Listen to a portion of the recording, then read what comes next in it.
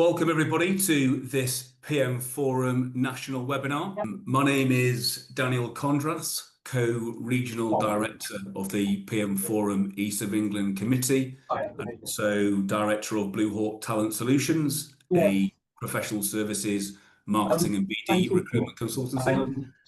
And I'm delighted to be joined by my fellow committee member and co-chair, Mia Church of Mills and Reeve, and our guest speaker today, Rob Chamberlain, Head of Practice Group Marketing and Business Development at Eversheds Sutherland. Hello to you both. And today we are going to be covering a really hot topic, how marketing and BD teams truly drive value.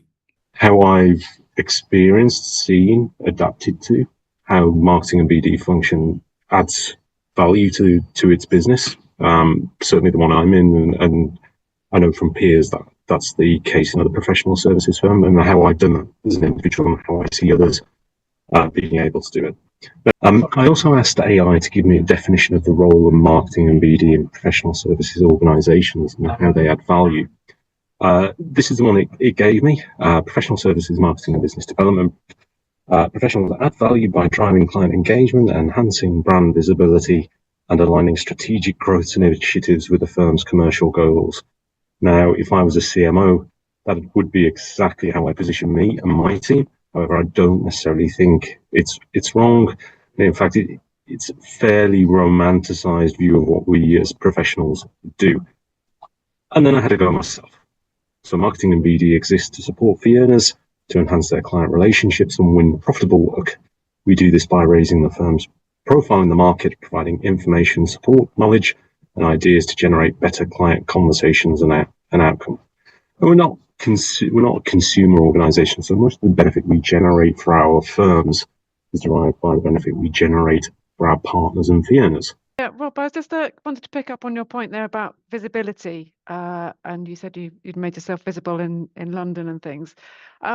Just in light of the fact that a lot of offices now are doing a lot of hybrid working, how do you see that? Do you see that visibility as actually physically in person, or are you talking about being visible online as well and doing, when you're working from home and things?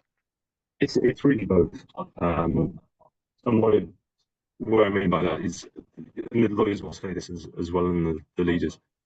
The reason why they want us back in the office 2 to 3 days a week is because those personal connections can count. I think some of our virtual interactions can be a bit sanitized. You don't necessarily get the personality, whereas if you're talking to someone face to face, physically in front of them, you build more of a rapport. What would you say is the key thing that fee earners value from their marketing and BD teams?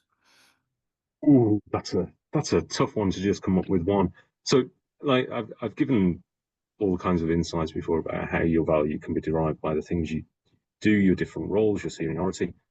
I think it all boils down to the trust that they have in you to deliver. If you do what you say you're going to do, that's massively valuable. Or more importantly, if you do what they're asking you to do, it's that simple. How is AI kind of helping you add value?